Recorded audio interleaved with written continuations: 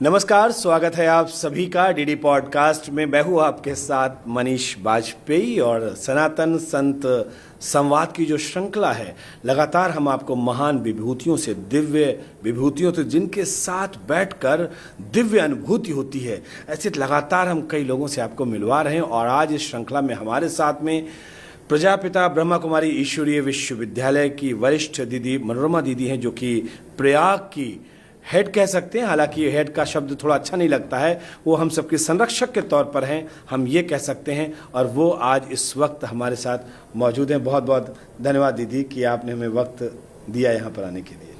सबसे पहले तो हमारे तमाम जो दर्शक इस समय मौजूद हैं, जो उपस्थित हैं, इस महाकुंभ का थोड़ा सा आध्यात्मिक महत्व ज़रूर हमारे तमाम दर्शकों को आप बताएं। जहाँ तक हम आध्यात्मिक दृष्टिकोण से इस कुंभ को देखते हैं तो एक बार लगता है मंथन का वक्त आ गया है। केवल मदिरा जल का मंथन हुआ, कुंभ से अमृत छलका। आज भी वर्तमान में जहाँ हम जी रहे हैं, कुवृत्तियाँ चरमोत्कर्ष पे हैं, कलयुग के नाम पर हों, समाज में घटती घटनाओं के नाम पर हों, लेकिन हैं। और उनको परिवर्तन करने के लिए आवश्यकता है मंथन किया जाए। ऐसा नहीं है कि संसार में देव नहीं है, देव भी हैं तो दानव भी हैं। और दोनों ने जिस तरह मिलकर मंथन किया, अमृत निकला, रत्न निकले। आज भी ये जो हम देख रहे हैं ना, दिव्य और भव्य, मुझे बहुत अच्छा लगता है। ये नाम हमारे यहाँ योगी जी ने पहले भी दिया था। तो जब कभी मीडिया पूछती है तो मेरे मुंह से निकलता है कि भव्य करना सत्ता के हाथ में है। आज भी इट इज़ वेरी ट्रू, भव्य करना सत्ता के हाथ में है, लेकिन दिव्य करना हमारे हाथ में है। वाह। हमें क्या करना? यहाँ संसार के इतने संत एकत्र हैं और ये दिव्य परंपरा के परिचायक हैं। ये जीती जागती मशालें हैं। ये दिव्यता इनसे आनी है। डिजिटल आप लोग कर रहे हैं, तो ये जो शब्द हैं बुने गए महाकुंभ के लिए, उसके पीछे एक बहुत बड़ा तर्क है कि हम अपनी दिव्यता को भव्यता के आंगन में डिजिटल माध्यम से परोस सकें। बहुत सुंदर परिभाषा आपने दी है दिव्य भव्य डिजिटल महाकुंभ की, वाकई। तो ऐसा लगता है जी कि मंथन करके एक बार पुनः अमृत निकालें और मानस के मन के पात्र में पुनः भरें उसको। ये आपने जो हमारे तमाम दर्शकों के सामने ये जो बात रखी है, सवाल अगला अपने आप स्वयं इससे उत्पन्न हो गया कि ये मंथन कैसे होगा, ये अमृत कैसे निकलेगा। और अगर ये अमृत निकलता है तो जाहिर सी बात है कुपात्र में नहीं, सुपात्र में ही जाना चाहिए। नहीं कि दानव अगर ले लेंगे तो फिर बुरी प्रवृत्तियाँ, राक्षसी प्रवृत्तियाँ आ जाएंगी। तो वो सुपात्र कहाँ हो जिसमें ये अमृत निकले और ये अमृत सुपात्र में जाए, उसके बारे में थोड़ा इसकी व्याख्या करें। मनीष जी, महाकुंभ आस्था का केंद्र बिंदु है। मुझे सदैव से लगता है इतिहास के पृष्ठों में जो है, अगर उसकी चर्चा ना भी की जाए तो गंगा के तट पर आज तक हल्दी रोली लेकर किसी को भेजा नहीं गया।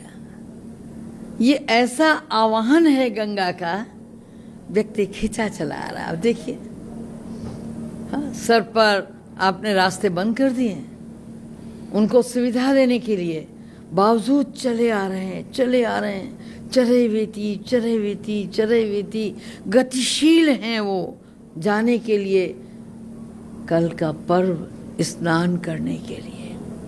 और उसमें दोनों ही प्रकार के लोग स्नान करेंगे। कुवृत्ति से संपन्न भी, सुना होगा आपने, सुवर्ण को खोजत फिरत कवि व्यभिचारी चोर।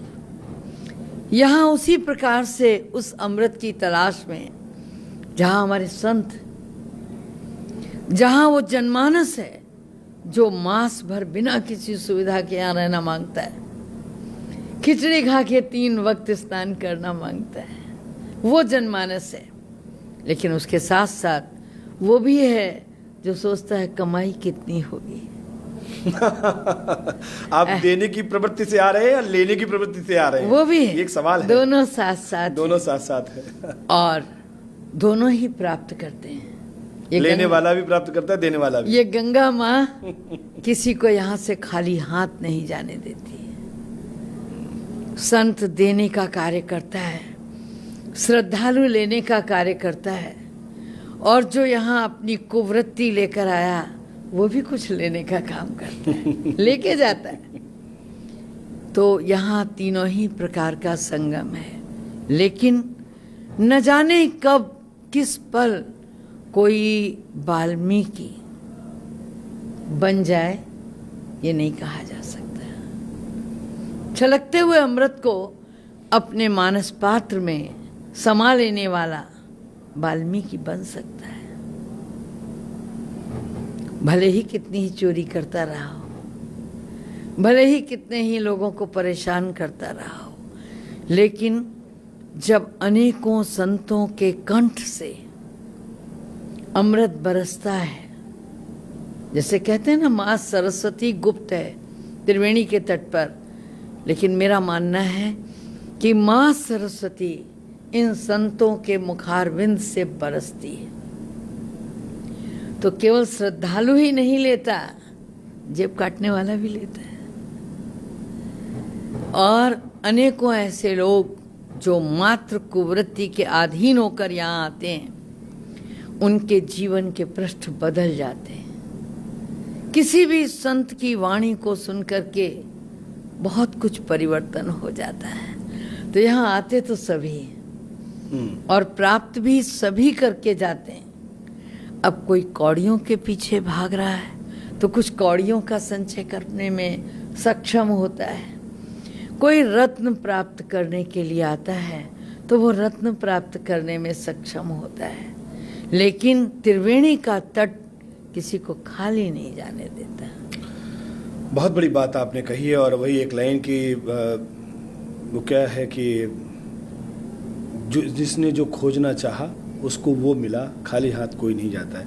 लेकिन दीदी, आप जो हमारे साथ में आज हो तो हम ज़रूर, जो हमारा प्रजापिता ब्रह्मा कुमारी ईश्वरीय विश्वविद्यालय है, जो वो शिक्षा प्रदान करता है, उस शिक्षा से और इस पूरे जो हम पूरा भौतिक जगत देखते हैं, उन दोनों को जोड़ के और इस पर्व को बीच में साक्षी मानकर, मतलब ये पर्व है, कैसे आप इन तीनों चीज़ों को कोऑर्डिनेट करेंगे?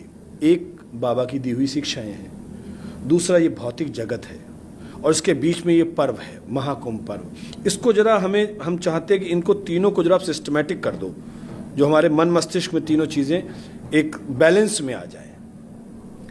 बहुत सुंदर। हमारे मनीष जी, जितने भी पर्व हैं, उन सब पर्वों के कथानक कुछ भी हो, देखिए बहुत बड़ा परिवर्तन।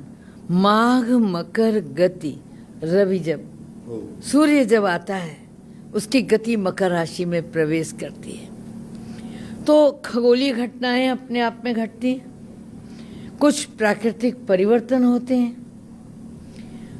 हम मकर संक्रांति को बड़े उत्सव के साथ खिचड़ी के पर्व के रूप में मनाते हैं। यहाँ दाल और चावल मिला देते हैं, और ये बहुत बड़ी संक्रांति है, बहुत बड़ी संक्रांति है। इस संक्रांति को स्वास्थ्य की दृष्टि से देखेंगे थोड़ा सा, तो आप पाएंगे कि अभी तक आप किस तरह का जीवन जी रहे थे। शिशिर ऋतु में बड़ा गरिष्ठ अन्न का सेवन कर रहे थे। जब आप इधर प्रवेश करते हैं, दक्षिणायन से उत्तरायण की ओर बढ़ते हैं, तो पूरे संपूर्ण शरीर को पुनः एक नया क्रम देते हैं। सुपाच्य हो, पौष्टिक हो, हल्का भोजन हो, यहाँ आकर एक मास लोग कहते हैं हम कायाकल्प कर रहे हैं।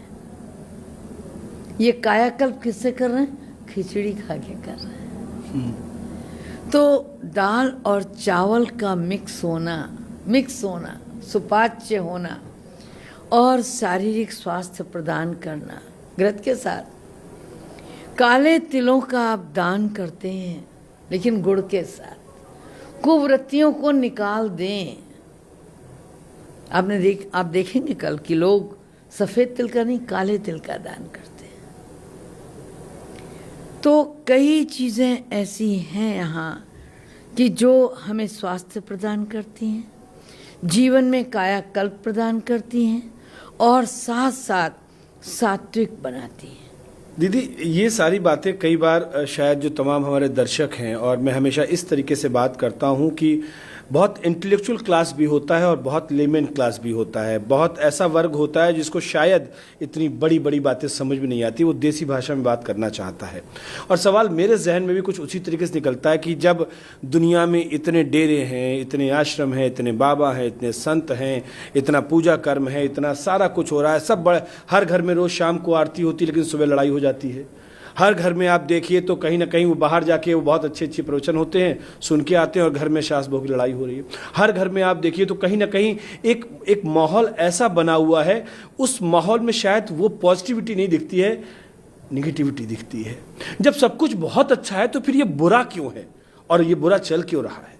ये एक ऐसा है कि इसका मूल कहाँ पर है और इस मूल को कैसे काटा जाए जिससे सब कुछ बहुत बेहतर हो पाए? बहुत बहुत अच्छा प्रश्न है। एक शब्द आता है जीवन में, परिवर्तन। जैसे मैंने अभी कहा कि कायाकल्प होता है, लेकिन कल्प का मतलब ही परिवर्तन होता है। परिवर्तन करने के लिए मेरी मनोदशा तैयार है क्या? मैं नाम नहीं लूंगी। एक जगह प्रवचन करने गई थी और मैंने ये कहा, लोगों से अपील की कि आप जब यहाँ आते हैं, और न जाने कितनी बार आपने यहाँ कल्पवास किया होगा, ये जो खैनी खा रहे हैं, अगर इस खैनी को एक कल्प में छोड़ देते हैं, अगले कल्प में पीना छोड़ देते हैं, उसके अगले कल्प में आप कुछ और छोड़ देते हैं, क्रोध करना छोड़ देते हैं। एक एक बुराइयों को संकल्प के साथ अगर हम दान करना सीख जाएं तो काया का नहीं, आत्मा का कल्प हो जाएगा। काया का नहीं, काया का तो हो ही जाता है। जब इतने सुंदर वातावरण में रहेंगे तो काया का कल्प तो प्रकृति कर देगी, लेकिन अगर हम आत्मा का कल्प करना चाहते हैं तो हमें हर माघ मेले में और हर कुंभ में इस भाव से आना चाहिए कि 30 दिन जब हम यहाँ रहते हैं और स्वामी जी का प्रवचन सुनते हैं, तो आज के प्रवचन से हमें अपने जीवन से कौन से काले तिल बीनने, ये हमारे ज़हन में होना चाहिए। ये मर्यादा पुरुषोत्तम राम हमारे पूर्वज हैं। हम जयकारे बोलते हैं, जय श्री राम, पूरी ताकत के साथ। अरे उनकी उन मर्यादाओं से कुछ तो मेरे अंदर हो। ठीक बात है, ठीक बात है। हम योगीराज कृष्ण की चर्चा करते हैं, 16 कला संपूर्ण थे, अरे 2 कलाएं तो हो। अगर हम अपने इस अंदर बैठी हुई आत्मा को समझ लें, ये हमसे क्या चाहती है, और हम उसको उसका भोजन देते रहें, तो शायद वो हमको भी ठीक रखेगी और खुद भी ठीक रहेगी। क्या मैं सही कह रहा हूँ या गलत? बहुत बहुत उचित, बहुत उचित, बहुत अच्छी बात कही आपने। जिसे महर्षि रमण ने कहा पुदीपो भव, जिसे महात्मा बुद्ध ने कहा, जिसे हमारे ऋषियों मनीषियों ने कहा। अगर आपको याद हो, नचिकेता और यमराज के बीच जब संवाद हो रहा, संवाद हुआ जी, तो 2 वरदान मांगने के बाद तीसरा वरदान उन्होंने आत्मज्ञान ही जानना चाहा था। तो यमराज ने बहुत चलाया कि अरे भाई छोड़ दे ये सवाल, माना नहीं वो माना नहीं, और वो बार बार कहता रहा नहीं मुझे यही चाहिए, यही चाहिए।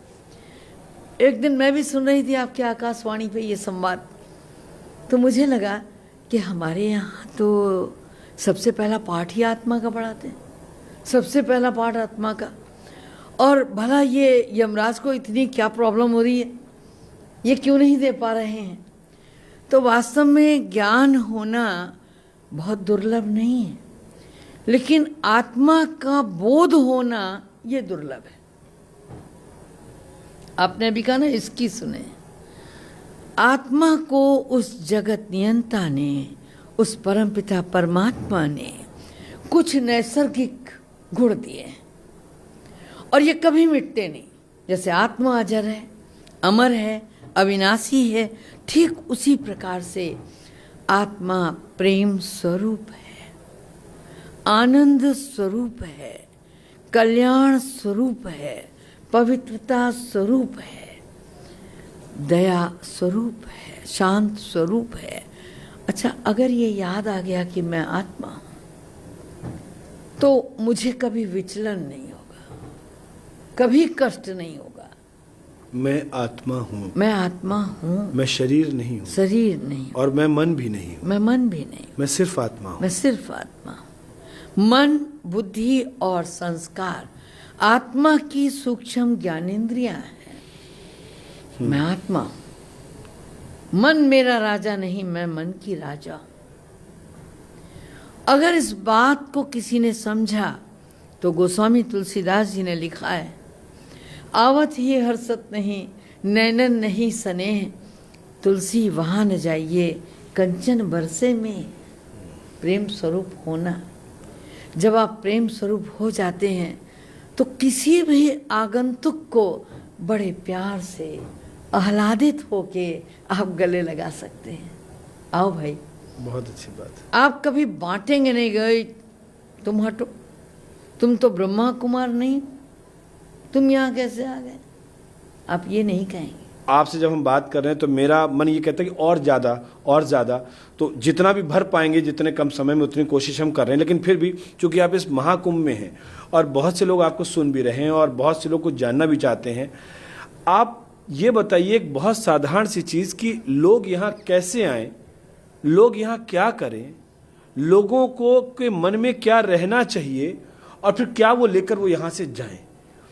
जैसे हमारे सनातन परंपरा में यहाँ का हम देखते हैं, हमारे यहाँ सीधा सा तात्पर्य है, जो 4 मुख्य बिंदु हैं। एक स्नान है, भाई स्नान करना कल्पवास का प्रथम नियम है। दूसरा ध्यान है, ध्यान के बाद जब आपने स्नान किया, ध्यान किया, फिर आपका दान है।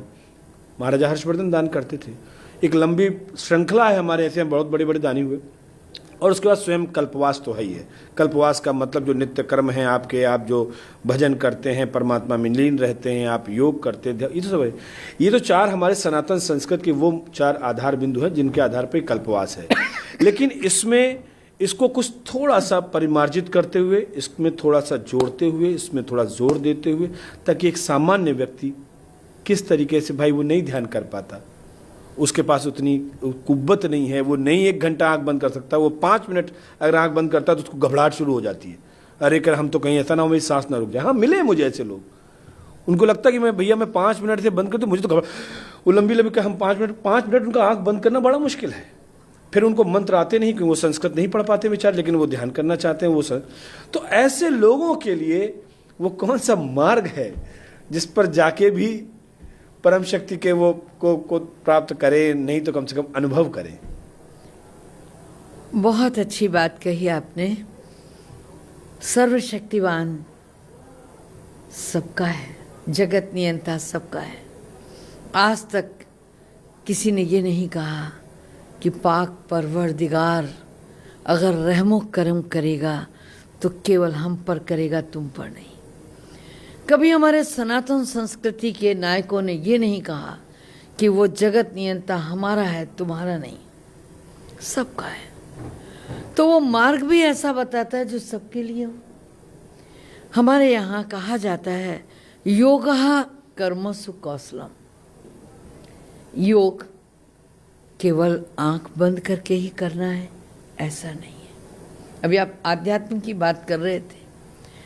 आध्यात्म की बात, केवल आध्यात्म शब्द ले लीजिए, अध्ययन प्लस आत्म। जब आप खुद को जानने लगते हैं, अगली कड़ी, अगला पायदान है खुदा को जानना। खुद को जानने के बाद, आत्मबोध होने के बाद, वो नैसर्गिक आभा, नैसर्गिक गुण, उनसे वो काई हटना शुरू होती है और हम अपने निज स्वरूप में कायम होना, स्थित होना शुरू करते हैं। फिर उस जगत नियंता से स्वयं को जोड़ना चाहते हैं। तो नेत्र खोल करके भी हम योग कर सकते हैं। राजयोग हमें नेत्र खोलकर योग करना सिखाता है। क्यों? क्योंकि हम जीवन में जीने के लिए कर्म भी करते हैं। कर्म करते हुए योग कर सकते हैं और उसके लिए हमें ये नहीं करना, उसके लिए हमें एक निश्चित आसन में बैठना नहीं बैठना। अरे हमारा वो पिता है, हम न जाने कितनी बार आराधना करते हुए कहते हैं, तुम्हें मातश्च पिता तुम्हें बंधुश्च सखा तुम्हें विद्या द्रवणम तुम्हें सर्वम मम देव देवा। मैं जानना चाहती हूँ, जब हमारा माता पिता बंधु सखा सब कुछ वो है, तो किसने अपने माता पिता को याद करने के लिए अपने आप को किसी विशेष आसन में बांधा? किसने अपने आप के सतगुरु को याद करने के लिए कुछ खास किया? अरे हमारा माता पिता है ना, हम सहजता क्यों खो देते हैं? तो आप कहीं भी बैठे हैं, कबीर की एक बात याद आती है। किसी सम्मेलन में, धर्म सम्मेलन में कबीर भी गए हुए थे। लोगों ने कहा सब कुछ कर रहे हैं, भला आप कुछ क्यों नहीं कर रहे हैं? कबीर ने बड़ा प्यारा उत्तर दिया, कहा ठाड़े बैठे परे उताने, कहाँ कबीर हम वह ठिकाने, हम अलग होते ही नहीं हैं, हम उससे अलग होते ही नहीं हैं। आप बताइए तो हम करें क्या? तो राजयोग हमें ये सिखाता है कि हम किसी भी स्थिति में हो, किसी भी मुद्रा में हो, कोई भी कार्य कर रहे हो, हम उस जगत नियंता के साथ स्मृतियों के ताने बाने को पिरो कर रख सकते। ठीक है दीदी, चूंकि समय अब हमें इजाज़त नहीं दे रहा कि हम आगे बढ़ पाएँ, बस हम एक कहते हैं 5 या 6 सेकंड में आप मुझे बता दीजिए, जो लोग यहाँ पर आ रहे हैं, वो आपने जो प्रजापिता ब्रह्म कुमारी ईश्वरीय विश्वविद्यालय जो प्रदर्शनी लगाई है, वो कहाँ पर है, किधर है, और वो वहाँ पर राजयोग की क्या शिक्षा ले सकते हैं? बहुत 8 या 10 सेकंड में जल्दी से बताइए। सेक्टर 7 में बजरंग मार्ग पर हमारा मेला लगा हुआ है, स्वर्णिम भारत ज्ञान कुंभ, और उसमें खास तौर से हम राजयोग शिविर 15 तारीख से शुरू कर रहे हैं जी। और ये 1 घंटे का शिविर होगा, जिसमें हम प्रारंभिक पायदान पर खड़ा होना सिखा देंगे, लेकिन हे कौनते अभ्यासेन, अभ्यास आपको करना होगा, हम आपको खड़ा होना सिखाएंगे। बहुत अच्छी, बहुत सुंदर बात, बहुत शुक्रिया, बहुत बहुत शुक्रिया आपका मनोरमा दीदी, आप हमारे साथ में आए और थोड़ा हंसी मजाक में थोड़े गंभीर बातों को आपने बहुत अच्छे अंदाज में आपने रखा, और हम उम्मीद करते हैं कि हमारे तमाम दर्शक जो हैं उन लोगों ने भी काफ़ी कुछ इन चीज़ों से सीखा होगा। बहुत बहुत धन्यवाद आपका। मैं शुक्रगुजार हूँ आपकी। चलिए, बहुत धन्यवाद। तो फिलहाल ये श्रृंखला लगातार चलती रहेगी, क्योंकि वक्त इजाज़त नहीं दे पा रहा है, तो इसलिए हम अभी यहीं पर इस पॉडकास्ट को विराम देते हैं। फिर आपसे मुलाकात होगी, क्योंकि ये सनातन संत संवाद श्रृंखला लगातार चल रही है और इस श्रृंखला के आप भी हिस्सा बन रहे हैं, हम भी हिस्सा बन रहे हैं, और वो तमाम लोग जो यहाँ पर हैं वो सभी हिस्सा बन रहे हैं। नमस्कार।